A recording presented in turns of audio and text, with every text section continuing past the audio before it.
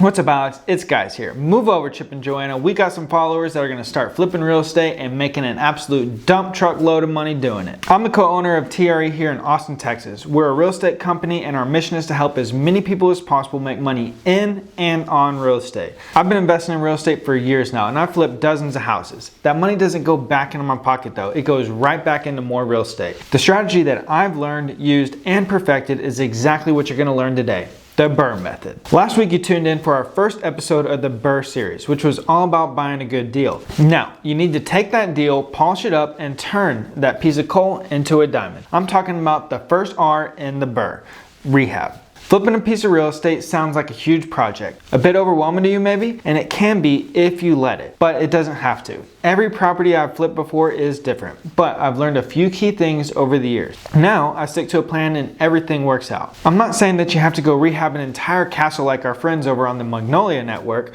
You only want to do as much as you have to. You may need to tear down walls, or you might only have to add a fresh coat of paint and get a good cleaning. But either way, you need a plan. So today, I'm spilling the beans. There's beans everywhere. You get full access to all the rehab knowledge I've stored up in this misshapen head of mine. But before we do, click the like button for me. It helps the YouTube algorithm, and for every like we get, I'll pick up one spilled bean.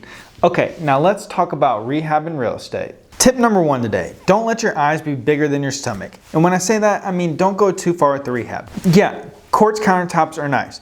Sure, a shower head with 57 heads would be pretty sweet, but you don't need that stuff to make a house beautiful for someone to call home. The idea here is to add enough value to the property so that you will get the new and improved appraised value. That's it. You want the house to appraise for as much as possible without putting all the money into it for the rehab. Other than that, it just needs to be rent ready. Do just enough to support the new value with the comps. You'll have this info on hand already because you've already looked at the comparable houses in the market before you bought the property, right? You did learn in the first video, right? Okay, the next step is pretty big. You're probably not going to do all this rehab work yourself, right? Even if you could, your time would be better used hunting down more deals. So you need to hire a good, reliable GC, general contractor. Contractors are everywhere, especially in a hot market like we have now. There are probably 100 contractors for every one investor. You have plenty to choose from, but be cautious. Not all of them are good contractors. How can you find the right one for your rehab? The first step is to set up interviews. You can't just pick one randomly without asking some questions first. Get referrals from friends, family, and colleagues. Heck, even talk to their previous clients. Look for quality and efficiency. Keep your hopes high, but expectations low. Every contractor wants your business, so they'll tell you anything that you want to hear. You'll get buttered up more than a King's Hawaiian roll on Turkey Day. Their previous clients will be able to paint the best picture of how they experienced working with the contractor. Also ask for their scope of work so that you can view the property with that scope of work in hand. Walk the projects while comparing the final product to the scope of work.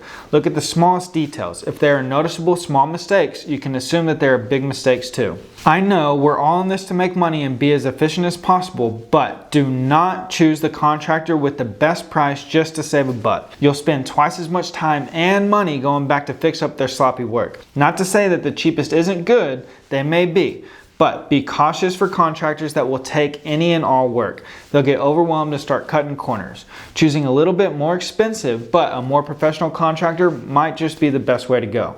Every time I choose the cheapest option solely based on financial decisions, I always regret it. Now, when you decide on a GC and hire them for your property, you have to get the contract in writing. If you don't, then you're in for a world of trouble. Your contractor needs to be held accountable and have something that legally binds them to do the job so that they stick to the schedule and they don't skip town on you. Also, even though you hired a GC to take care of the rehab, you're still going to need to be involved and manage the project. I know what you're thinking, but trust me, keeping a close eye on things is a must. One of my best tips for managing your rehab is to order materials ahead of time. Plan out your project from start to finish. That way you can buy the materials and have them ready to go. Therefore, making the job run quick and smooth. Flooring, paint, countertops, vanities, cabinets, HVAC, faucets, appliances, all should be planned for and ordered as far in advance as possible. A good contractor will be able to walk through each item and let you know what you need to buy. If you're trying to save money, don't let your GC buy the materials. It's better for you to buy them for accounting and so that you can verify that you aren't being overcharged. And speaking of that, do not pay contractors for work that is not complete. If your contractor works off a draw schedule, only make the payment after they completed everything for that particular draw. If your contractor works off a draw schedule, only make the payment after they have completed everything for that particular draw. This is the only leverage that you have to ensure that things are done right. Whoever holds the money holds the power. Another way to best manage your rehab is to schedule your lender rehab inspections ahead of time. If you got your rehab finance from a lender, they will likely send an inspector out to the property every so often to ensure that the work has been done before they send you money. If funds are dependent upon the lender draws, make sure you get these on time and as quickly as possible. Scheduling the inspections in advance will expedite this process. Otherwise, the project is being delayed and time is money.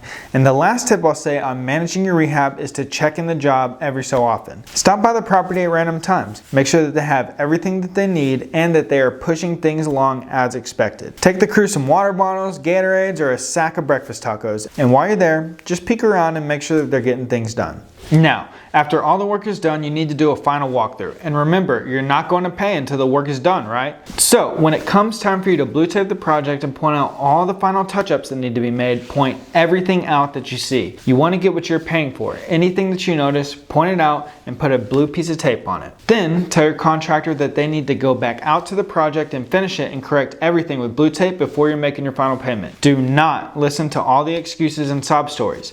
No need to be unreasonable here, but you should expect it all to be completed before you make this final payment. Some things to look for are all the small details like chipped paint, damaged tile, crooked cabinets, working light switches, and outlets. Go through your property with a fine-tooth comb and point it all out. And now, it's time to find some tenants and get that puppy rented out. But that's for the next video. Tune in next week to learn all about how to find the best renters possible that will pay top dollar. I own over 70 units that are homes for long-term tenants, and I've learned a lot as I've added those to my portfolio. I'm excited to spill more beans and give you all the good info on renting out your newly rehabbed property. So be sure to subscribe and turn on that bell notification so that you can watch that video as soon as it drops. Oh, and one more thing. If you have any questions about this video or videos to come, I want you to let me know in the comments below. I promise to personally respond to every single comment that we get. Thanks again for watching today and can't wait to see you in the next video.